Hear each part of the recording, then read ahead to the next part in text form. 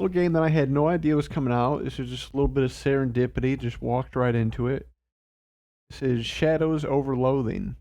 Um, Number it 1. is a adventure RPG um, made by I think 3 or 4 years ago, West of Loathing, and then before that, it's a web-based game that's been going on since probably like the early to Long mid time. 2000s, somewhere around there. Kingdom of Loathing. Yeah. Um, all like the kind of obviously different games, but all in the same style. And just kind of like stick figure drawn, uh, low graphics kind of, but in a good way, in a way that works. RPG. Where the big selling point is the writing. Just tons of stuff to read, I guess. And I'm not explaining it very well, but it's a good RPG. Let me tell you. If you know anything about the series, it is up to par with anything else they've done, um, or maybe even better in some regards. So Have any of you played any of the previous games? I dabbled in Kingdom of Loathing for a little bit back in the day. Yeah, same. Yeah, I never I got think crazy into it either because we were kids when that was out. Actually, it's still going. You can still play it now, but Yeah. early 2000s, just a kid. But I did mess around with that. I have very vague memories of me and Flask talking about and maybe even interacting with each other on Kingdom of Loathing online. That was about my extent of it.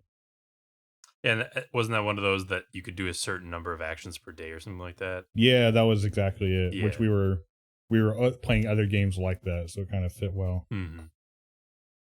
Yeah, they don't want you taking up their bandwidth all day. They want you to go in, do your stuff, and get out. Go and do your work, go home. Yeah. Well, that was kind of like I was gonna say I haven't really kept up to date with the Loathing verse, and so I wasn't really clear on like what West of Loathing was. So it's like an independent game that was released as a game. It's not like a web-based thing. No, it's a single player. Just just think of the web game if they made it single player. Right. I mean, it's just like an RPG. You start and you have these silly classes. And in Shadow of Loathing, I was like a jazzercist or something. I don't know. They put silly names out. Like in Kingdom of Loathing, for example, you can be a pasta mancer or Of course. a whale clubber, I think it was, or a seal clubber. That's like the color barbarian class. Like they all have silly names. Yeah, this is the same thing, just in a single player form. You're still going all over like these maps and fighting these kind of funny creatures, and most of the enjoyment of the game comes from the text interactions and stuff. Yeah, the comedy of it. Yeah, exactly. Yeah, it's a funny game. It's a funny game. I Currently enjoyed watching you sitting play at it. 96% on Steam.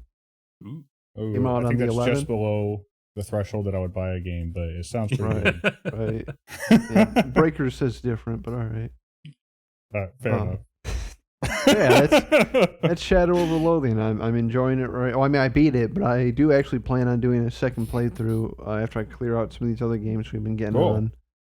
So Just because there is so much content and different dialogue, depending on what choices you make. sorry, you said that the genre of the setting is what? So West of Loathing was like obviously like a Western game, Mm-hmm. and this is I mean they're going for like a Lovecraftian thing. Obviously, it's Hence like, Shadow over Innsmouth yeah, reference. yeah, Gotcha. and you see like tentacles and thing. It's sort of like that. You're still back in time, but it's obviously past the Western times. I think it's like early Early 1900s. 1900s. Okay.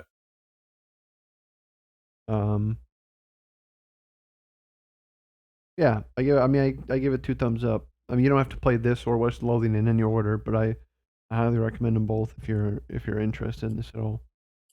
All right, cool. When did West of Loathing come out? How new is this? West of Loathing came out, I want to say like 4 years ago.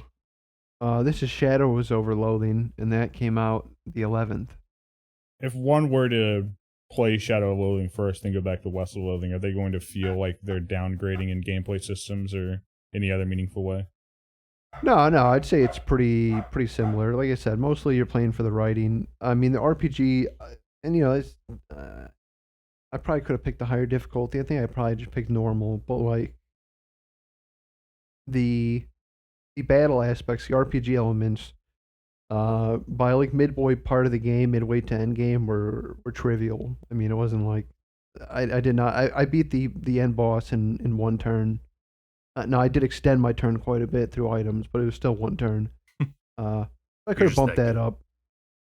Well, no, I don't think it was that. I don't think it was that good. I think it was just a very. But that, like I said, that's not what the game is going for. Like, don't get it if you want like a hardcore, like min max your gear and your items and stuff experience. Like that is in the game. There is like stats and stuff, and you can get creative and make builds, but it's mostly about the writing. It's a game that looks like someone drew it on a napkin, so yeah, exactly. Set expectations accordingly for what type of game it is. Yeah, so Shadows over Loathing, totally good. West of Loathing, looks like I last played in 2017, so I'm guessing it came out that year. So it's actually a little bit longer than I thought. Again, I had absolutely zero idea this game was coming out until I seen it pop up on the store page. And it was, like I said, it was sick.